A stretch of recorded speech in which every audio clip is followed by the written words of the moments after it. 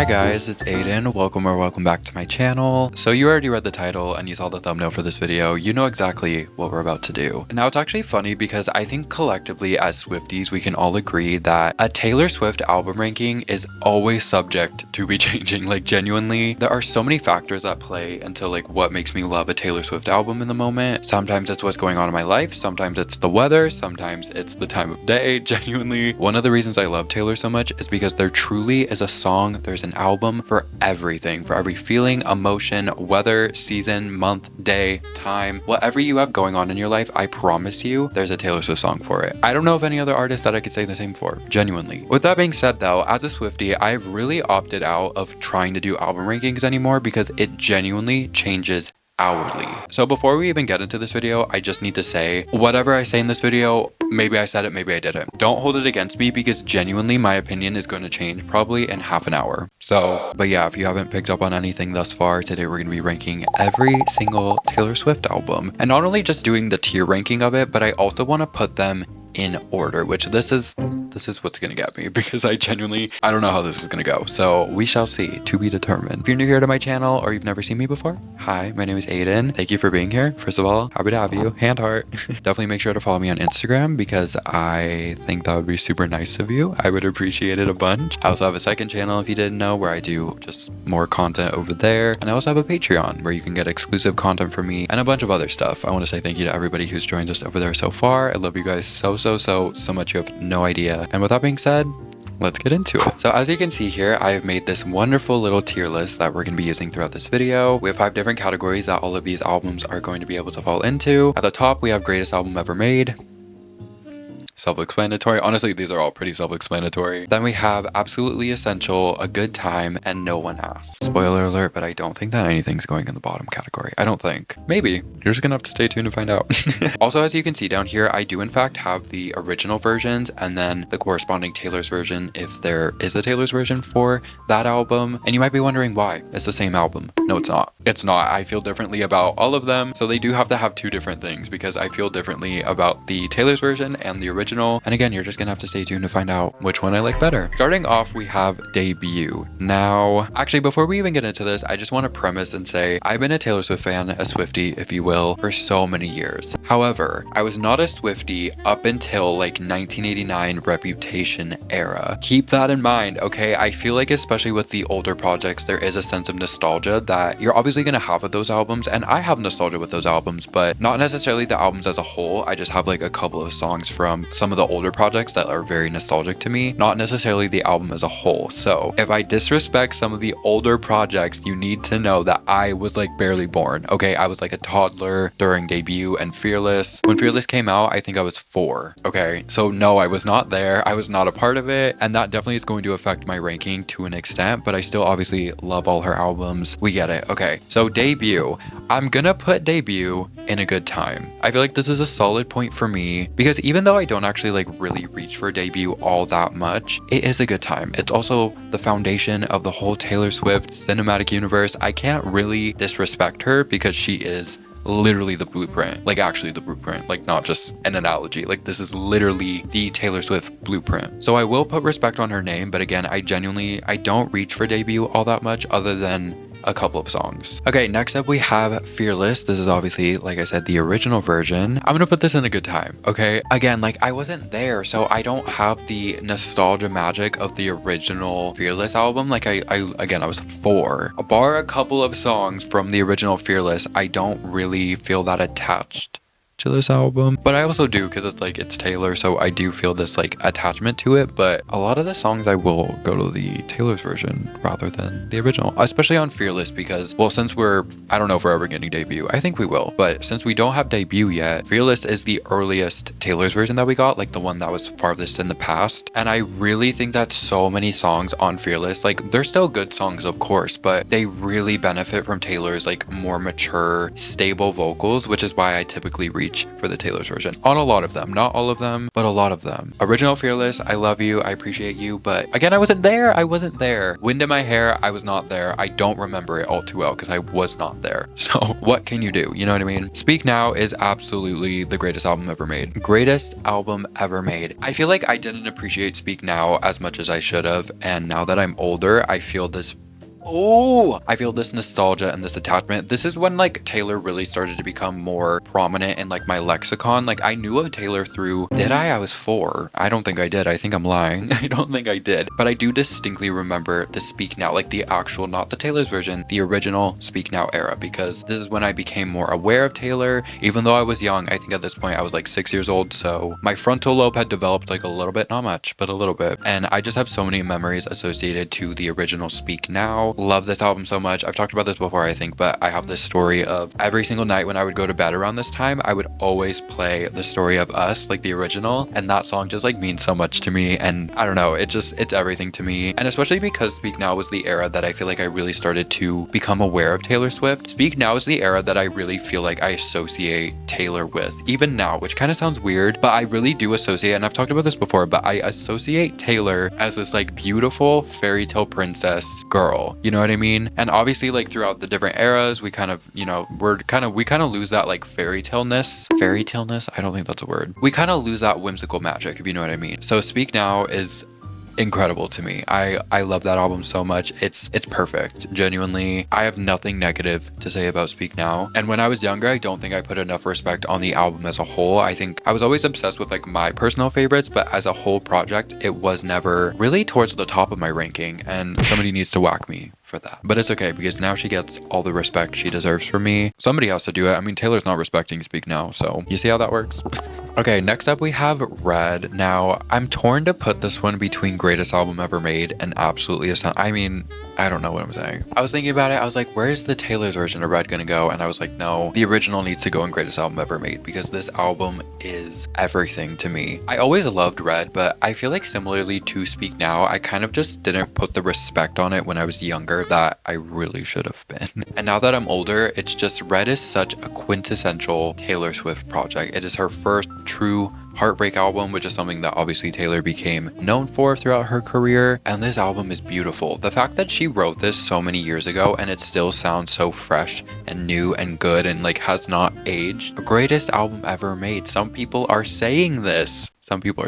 And even going back to the Red era, I mean, I wasn't like a full-on Swiftie at the time, but again, with the Speak Now era and then going into the Red era, that is when I started to become way more aware of Taylor. And I have so many like random associations of Taylor during the Red era. I remember watching her Brits performance. That changed my life, as I think it did to a lot of people. I remember watching her on Ellen with like Sophia, Grace, and Rosie, and she was wearing like the tutu, or I don't think it was a tutu, it was like a princess dress. And I was like, oh my God, this is the prettiest. Again, I was like 10 at the time or something. I think I was 8 actually. I don't know. This is princess. Like this is literally fairy tale princess. This is literally if you took a Disney princess and turned her into a pop star. That's always how I view Taylor, and it's still to this day like how I view Taylor. So the Red era is incredible, and not even just the era. I mean, the album is perfect. I love every single song, even Stay, Stay, Stay. Yeah, I don't want to hear it. You don't like Stay, Stay, Stay? Well, what are we gonna do about that? Okay, 1989. I'm gonna put 1989. I feel like this sits comfortably in absolutely essential because it really is absolutely essential. I feel like obviously 1989 was her official like full-on crossover into full pop music,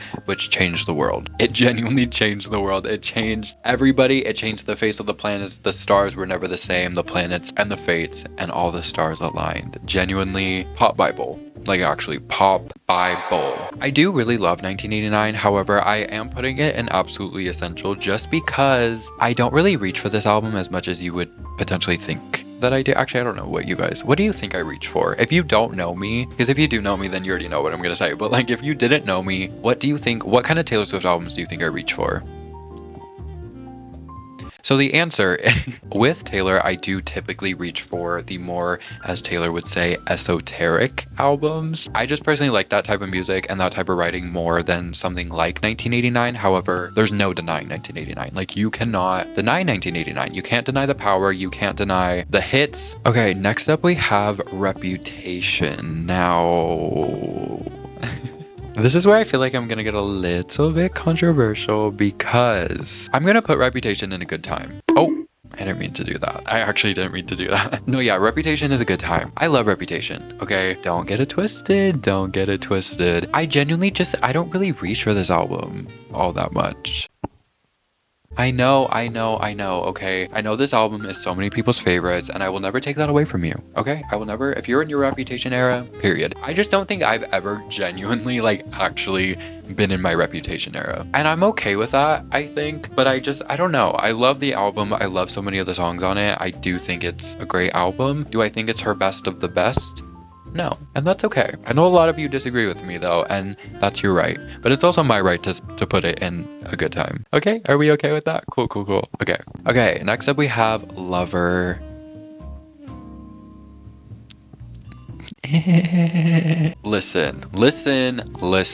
Put the pitchforks down. I love Lover. I love every single Taylor Swift album she's ever made. Even the ones that are going to be lower on my ranking, I still love all of them, okay? And Lover truly actually like genuinely does have some of my all-time favorite Taylor Swift songs. Cruel Summer, Death by a Thousand Cuts, Cornelia Street. It's great, okay? But when you have so many incredible albums, for me personally, Lover doesn't stack up against all these other monsters. It doesn't, okay? There's a few too many like misses for me on the album. If you want to know, I Forgot That You Existed is a miss to me. You Need to Calm Down is fun, but like didn't ask me. It's fun in hindsight, but I always use this analogy because people always push back at me. They're like, no, but Me is like fun. It is fun, I'll give you that, but like imagine you meet somebody and they've never heard a Taylor Swift song and the first song they have to hear is Me. Now you're embarrassed. Now you're really embarrassed, and now you're saying, oh, this is not a good song. Nothing about Me or like any of the other songs that I'm saying that aren't some of my favorites on Lover, none of those songs showcase anything that I love about Taylor. Yeah, they're fun. Yeah, if I hear them. I actually heard Me at the gym the other day. And you know what? It kind of was camp. Like, I was kind of like, this is really funny. But I was like, the gym bros do not want to be hearing this, let me tell you. Lover is fun, okay? And sometimes there are some albums, especially recently, there are some albums, that's all they need to be. And that's all they're supposed to be. And that's totally fine, and I get it. So I don't want to hear it in the comments where you're like, well, Lover's just like fun. It's like, Me is just fun. I know it is, okay? But we have so many giants. We got these sharks of albums, and the sharks eat the fish. Or what's the analogy? The sharks eat the ponds. I don't know. Okay, what I'm trying to say is Lover doesn't stack up for me personally, and that's okay. I think the other reason I feel so strongly about Lover is because I love the aesthetic. Look at my room. My room is like borderline Lover aesthetic, but the album is like a little too kids bop for me. Missed opportunity. It kind of makes Aiden Watson upset, and we're gonna move on. And we're gonna move on to some of the best albums ever created. Folklore, greatest album ever made. A lot of people are saying this. I'm saying it. If you had to ask me from a technical standpoint, not my personal opinion, but what do I personally think is the best Taylor Swift album? Again, not what is my favorite album, but what do I think is the best Taylor Swift album? It's Folklore. It has to be. Genuinely, this is the album that people who hate Taylor Swift even have to be like, yeah, Folklore's kind of good. And they should be saying that because it's true. This album changed my life, and I think it changed a lot of our lives, but this album genuinely shifted some things in my brain. It altered my brain chemistry, and I was never the same. You know, it's actually interesting because out of all the albums we have here so far that we've ranked, we have Fearless, 1989, and Folklore, which are her three. We have another one, we'll get to her, but so far out of the ones we've ranked, those were the album of the years for her, and I will never argue against any of the other ones. However, I think that Folklore was the most deserved album of the year that she's ever won. Is that fair to say? I mean, the whole point of album of the year is to pick an album that obviously, yes, is good, and commercial success obviously plays a role into that, but also to pick an album that really represents the year. And no other album, I'm sorry, but no other album released in 2020 represents 2020 in the good parts. Obviously, like the messiness and the COVID and everything, I totally get that, but I mean, this album was made during quarantine and you can hear it, but in a good way, not in like this album sounds unfinished because she didn't have the resources because of COVID. No, it sounds like she literally was in the forest daydreaming and coming up with these crazy stories, because what else were you going to do during COVID? And this album was the product of that, which it literally exactly was. So Folklore, greatest album. I actually genuinely think that Folklore, I know that's like the title of this category, and I also like say this all the time as a joke, but I do genuinely think Folklore is one of the best albums ever created. I'm saying it, and I'm not afraid to say it. I'm saying it loud, I'm saying it proud. But you know what album I do think is better than Folklore? Well, okay, I just said maybe not better, but you know what album I love more than Folklore? Evermore. Yeah, Yeah, I prefer Evermore. Evermore is my second favorite Taylor Swift album. And I'm right. And I should say it loud and say it proud. I'm saying it loud, I'm saying it proud. Evermore, greatest album ever made. This album means so much to me. I thought when Folklore came out, I said, this is it. Like, I can die. Like, this is the best thing I've ever heard in my life. And if I did die after Folklore, I would be so upset because then I would have never got to hear Evermore. And honestly, I think that Evermore is so much better. Like, not actually, like, I get that Folklore is like a more, I guess, cohesive and like more put together project, but I don't care. Evermore is so good. I will say though, to me, Folklore is like front to back. I can listen all the way through to Folklore and I don't need to skip anything. With Evermore, I can't say that because I do skip Dorothea and I do skip Closure. Yeah, I do. But the highs on Evermore are so good that I'm like, I don't care. It's so good. It's so beautiful. The second I put this album on, especially when songs like Tis the Damn Season or Willow, I'm suddenly in a secret garden in my mind where I'm in a cabin.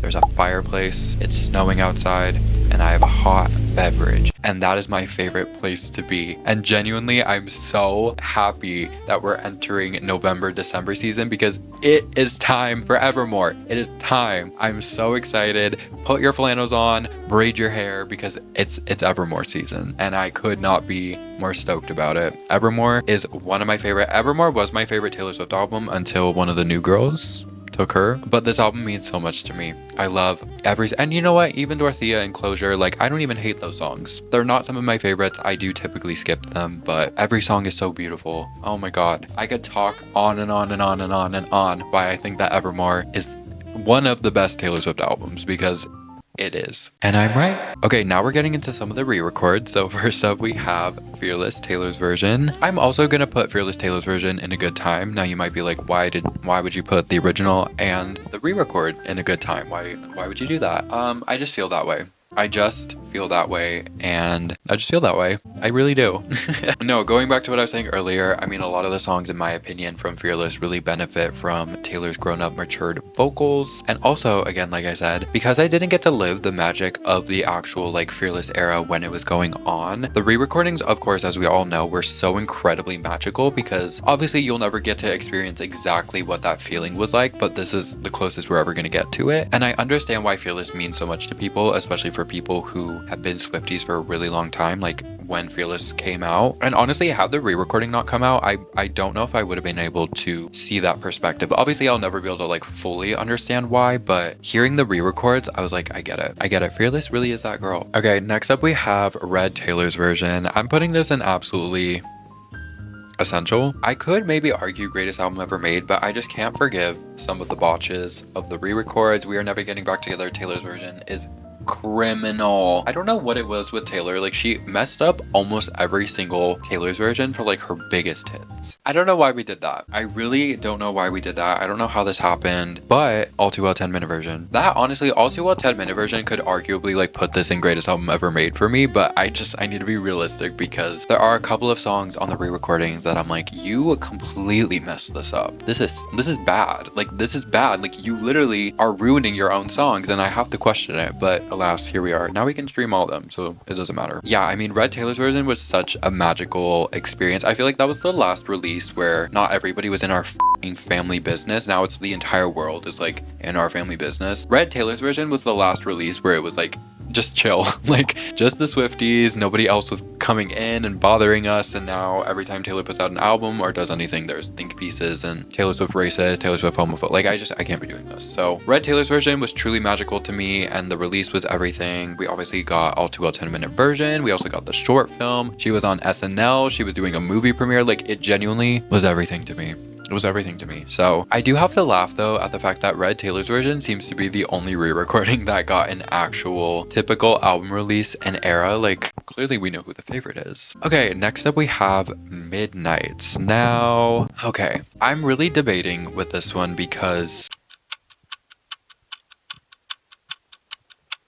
I'm speaking my truth. I love Midnights. Yeah, I do. You know what's funny? I didn't when it came out. I didn't dislike it when it came out, but I distinctly remember being like, this is not one of my favorite Taylor albums. It's really not. And now I'm saying, shut up, shut up. You see how your opinions can always change? I don't know if it's because my life changed. I don't know if I had some things going on in my life, but Midnights, I think actually what my issue with Midnights is I didn't know what the she was talking about at the time. When this album came out, I was like, what are we talking about? Obviously, I knew it was supposed to be telling like 13 different stories of like 13 different sleepless nights about her life, but it just didn't really make sense to me. And I was like, what is going on? I'm really confused. And it makes sense because she was also confused. So I really view Midnights as like the midlife crisis album. I don't know if that's mean. I don't mean it that way, but like I really do view this album as like the house was on fire. The lover house was on fire. It literally was. That's why she lit it up during Bad Blood. You see how that works? Yeah, I love Midnights though. Genuinely, Midnights is also another album that is very season. I mean, I feel like every Taylor album is pretty seasonal, but Midnights is a very fall winter album. I love Midnights. I love Midnights so much. Okay, next up we have Speak Now, Taylor's version. I'm gonna put this in a good time because wait, no, absolutely essential. I don't know.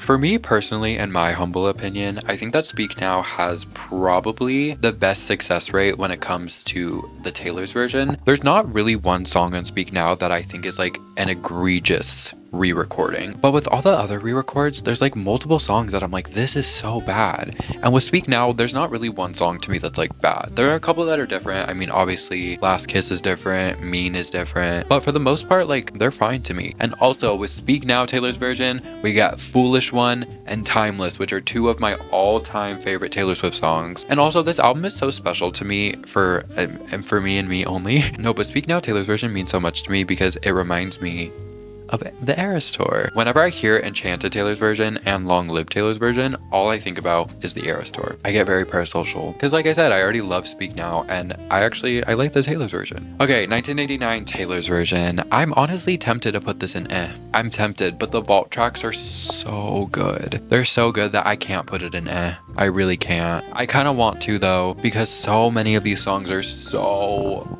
messed up.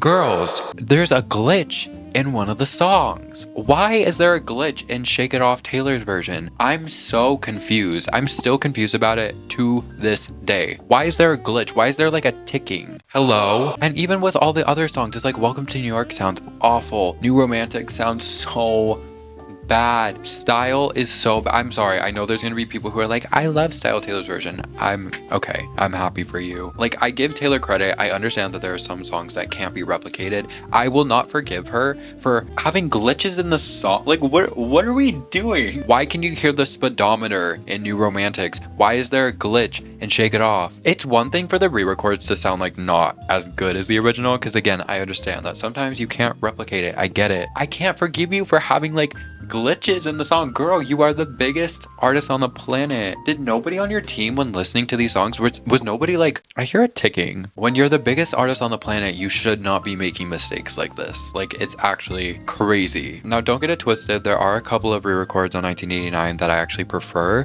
Wonderland. Oh, she clocked in for work that day. Wonderland Taylor's version is incredible. I love You Are in Love Taylor's version. Oh my god. That really solidified it for me that You Are in Love is genuinely a top 10 Taylor Swift song for me. Oh my god, I love that song so much, you have no idea. I Know Places is really good. Out of the Woods, pretty good. Blank Space is also, it's okay. It's not better than the original, but that one was okay. So it's not completely horrible, but I can't forgive her for those. Like, genuinely, that's so, oh my god. But the vault tracks are so good. I love every single vault track, so she's a good time. I'll give her that. Torture Poets Department. If you know me, I have to put both of them here because this is my all-time favorite Taylor Swift album. You probably already knew that. But if you've never seen me before, or you just, maybe you're new, my favorite Taylor Swift album is the Torture Poets Department. I'm actually working on a video right now, which is a full-on presentation on why I think, I'm being so serious. I'm being dead ass like I'm making this video, why I think the Torture Poets Department is the greatest album ever made. You know what? I'm not going to say too much because you're going to have to stay tuned for that one, but this album means so much to me. You have no idea. I understand and I recognize that a lot of the reason I love this album so much is because she's literally singing about my life when it came out, and I needed this album. I really did. This is obviously Taylor's like most heartbreaking, gut-wrenching, torturous, sad album, and the fact that that is the one that I resonate with the most says a lot. But I love this album so much. I have nothing negative to say about it. I don't even care. I don't even care that I skip Robin, or that I don't care about Thank You Amy, or that I think Cassandra is not my favorite song. I don't even care because this album, again, I'm so serious. I'm making a video on a full-on PowerPoint presentation on why I love this album so much, so stay tuned for that. Okay, and that brings us to the very last album. We got The New Girl, The Life of a Showgirl. I have to be honest, She's just to me. She's just And you know what? That's fine. I understand that people are gonna look at my ranking and they're gonna be like, you have Lover and Showgirl at the bottom. They're just fun pop albums. They don't need to be that serious. I understand that. But we can do fun pop, but still have it be like better. I don't know. I genuinely I actually have been enjoying The Life of a Showgirl. I've been turning it up. Elizabeth Taylor, greatest song ever made, father figure. Ooh. But as an overall project, it's just not stacking up for me, girls. It's really not stacking up for me, and that's okay. I still like it. It's still fun to turn on. I'm still having a good time with it. It's a fun project. Will I be making a PowerPoint presentation on why I think The Life of a Showgirl is the greatest album ever made? No. Okay, well, this is my official, actually this isn't my official ranking, because now I want to go through each category and I want to sort them from like top to bottom, if that makes sense. So this is my official Taylor Swift album ranking. So number 1, we have The Georgia Post Department. 2, we have Evermore, then Speak Now, Folklore, Midnights, Red, Speak Now Taylor's version, Red Taylor's version, 1989, Reputation, Fearless Taylor's version, Debut, 1989 Taylor's version, The Life of a Showgirl, and Lover. Again, girls, this is literally subject to change in the next 30 minutes, as I said, so don't get so offended if you don't like this. Genuinely, my opinions are always subject to change, so that's just part of being a Swiftie, you know what I mean? Anyway, thank you guys so much for watching. I love you so much. As I said, I have an Instagram. Yeah, I do. Yeah, I does. I have an Instagram, I have a second channel, I have a Patreon, a bunch of stuff. So if you want to keep following me, I have all the things. If you want to keep up with me, or you just want to subscribe to this channel, it means the world to me. I love you so much, and I'll see you later. Love you, bye.